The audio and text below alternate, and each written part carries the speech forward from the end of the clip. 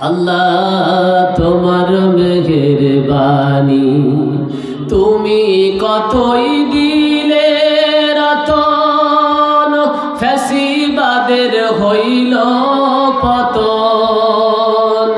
তুমি কতই দিলে রতন, খুনি হাসিনার হইল পতন। কথা বলেন ঠিক কি ঠিক না? ছোট ছোট শিশু দিয়ে দিলে বিজয়ানি, আল্লাহ তোমার মেহেরবানি। কার মেহেরবানি? কথা বলে কার মেহেরবানি? আল্লাহ তাআলা রহমান রহিম, দয়া করেছেন, মেহেরবানি করেছেন। বড় কোনো দল লাগে নাই, বড় কোনো নেতা লাগে নাই, প্রসিদ্ধ কোনো দলের দ্বারা হয় নাই। এখন কিন্তু এক একজন এক এক কায়দায় মজা দিতেছে। এ কয় আমরা করেছি, ও কয় আমরা করেছি। আসলে কেউ করে নাই, একমাত্র করেছেন আল্লাহ তাআলা। কথা বলেন ঠিক কি ঠিক না? আল্লাহ তাআলা চাইলেন ওই আব্রাহার বাদশা যেমন অহংকার করেছিল, অহংকার গর্ববশত আব্রাহার বাদশা যখন কাবা শরীফ ধ্বংস করার জন্য হাতি বাহিনী নিয়ে তৈরি হয়ে গেল, কাবা শরীফ ধ্বংস করে তারপরে ফিরবে, ওয়াদা করে বসলো কাবা শরীফ যতক্ষণ ধ্বংস না হবে ততক্ষণ আমি আমার রাজদরবারে ফিরে আসবো না। এইভাবে অহংকার করে যখন আব্রাহার বাদশা কাবা শরীফ ধ্বংস করার জন্য হাতি বাহিনী নিয়ে রওনা হয়ে গেল, আল্লাহ পাক রব্বুল আলামিন এই অহংকার পছন্দ করে নাই। কথা বলেন ঠিক কি ঠিক না? আল্লাহ তাআলা অহংকারীকে পছন্দ করেন না, ভালোবাসে না। আল্লাহ পাক রব্বুল আলামিন দেখলেন আব্রাহার বাদশা অহংকার করেছে আর ওয়াদা করেছে কাবা শরীফ ধ্বংস না করে ফিরবো না।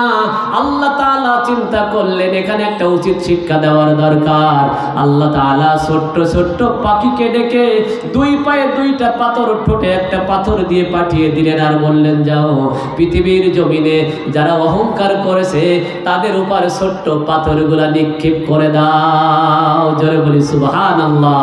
ওয়া আরসালা আলাইহিম তায়রান আবাবিল তারমিহিম বিহিজারাতিম মিন সিজ্জিল।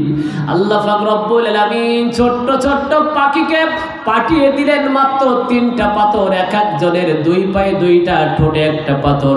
তিনটা পাথর নিয়ে আসলেন, ছোট্ট ছোট্ট পাথর এনে আল্লাহর হুকুমেই যখন নিক্ষেপ করে দিলেন, আল্লাহ তাআলা ওই পাথরের ভিতরে, পাথর ছোট হতে পারে, পাথরের ভিতরে শক্তি তৈরি করে দিয়েছেন কে? আরো জোরে বলেন কে? আল্লাহ তাআলা তাকিয়ে দেখলেন বাংলাদেশের মানুষ নির্যাতিত, জালিমের কাছে অত্যাচারিত, নির্যাতিত। বাংলার মানুষ চোখের পানি ফেলে, নামাজে যায় চোখের পানি ফেলে, ঈদগার ময়দানে চোখের পানি ফেলে, ওয়াজ মাহফিলের ময়দানে বক্তা উঠবে, বক্তাকে নামাই নিয়ে যায়। এমন ঘটনা ঘটেছে না ঘটে নাই? বক্তা স্টেজে উঠেছে, কোরআনের কথা শুনবে, মাহফিল বন্ধ। কে বন্ধ করেছে? এমন একজন জানোয়ার মাহফিলে উঠে মাহফিল বন্ধ করেছে। আবার বলে আমরা মুসলমান, আমাদের সব কিছু আছে, আমরা কোরআন পড়ি, সিয়াসিত্তা পড়ি। ওই এক বেশ্যা বলেছিল কোরআন পড়েছি, হাদিস পড়েছি, সিয়াসিত্তা পড়েছি। এমন কোনো হাদিস নাই যা পড়িনি। এই জানোয়ার এখন জেলখানায় শুধু ডিম মারে। কথা বলেন ঠিক কি ঠিক না? এমন একটা অবস্থা ঘটালো, পরিবেশ নষ্ট হলো, শিক্ষা ব্যবস্থা নষ্ট হলো, সামাজিক ব্যবস্থা নষ্ট হলো, পার্লামেন্ট সাজানো হলো এমন ভাবে মূর্খ সমাজের ভিতরে নিকৃষ্ট লোক দিয়ে বাংলা দেখে পড়তে পারে না। দেখবেন একজন মহিলা পড়তেছে, করতেছে, শুধুমাত্র পড়তে পারে না। এমন কায়দায় পার্লামেন্ট সাজালো, সমাজ নষ্ট, শিক্ষা ব্যবস্থা নষ্ট করে দেশটাকে যখন রসাতালে দিতে চেয়েছিল, আল্লাহ পাক রব্বুল আলামিন দেখলেন বাংলার জমিনে আর বসে থাকা যায় না।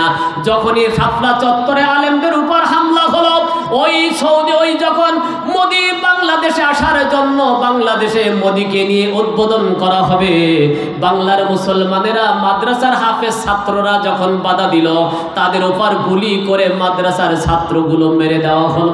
চোখের পানি ছেড়ে আল্লাহকে ডাক দিয়ে বলো, মালিক আল্লাহ তোমার দিনের কথা বলতে গিয়ে আমার ভাইরা শহীদ হইতেছে, আলেমরা জেল খাটতেছে।